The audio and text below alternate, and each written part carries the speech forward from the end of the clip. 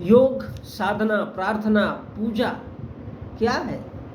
ध्यान, अपनी ओर आकर्षित करना, तन मन और धन से लोगों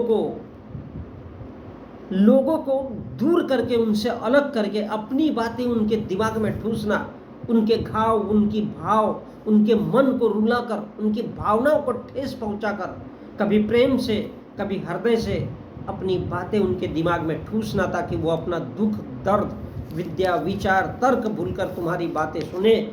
और इसी को ध्यान कहते हैं। यही वशीकरण है, यही सम्मोहन है, यही योग है, यही योगा है, यही प्रार्थना है और यही पूजा है, यही ध्यान है, यही योग है। ना कि सत्य से अवगत कराना, किसी भी सूरत में सत्य लोग जान ना सके इस बात का उनको बोध कराना, क्योंकि सत्य यही है, दुनिया में गरीबी है।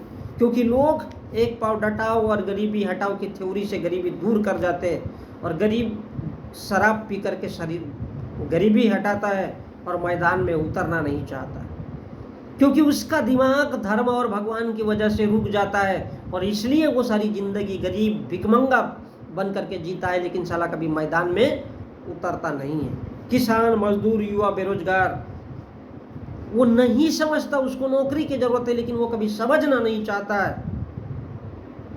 तो जब धर्म और भगवान में अटका रहेगा तो काहे को घंटे के लिए लड़ेगा, और जब लड़ नहीं सकता तो स्वाभाविक है मंदिर का घंटा बजाएगा और मस्जिद का घंटा बजाएगा।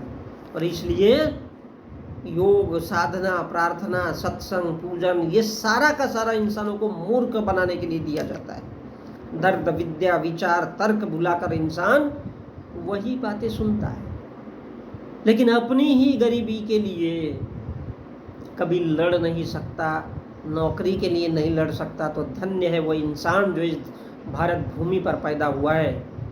और बंधुओं, सत्य यही है कि दुनिया में गरीबी है, और इसलिए लोग दुखी है, इसलिए लोग भिखमंगे हैं और नंगे हैं।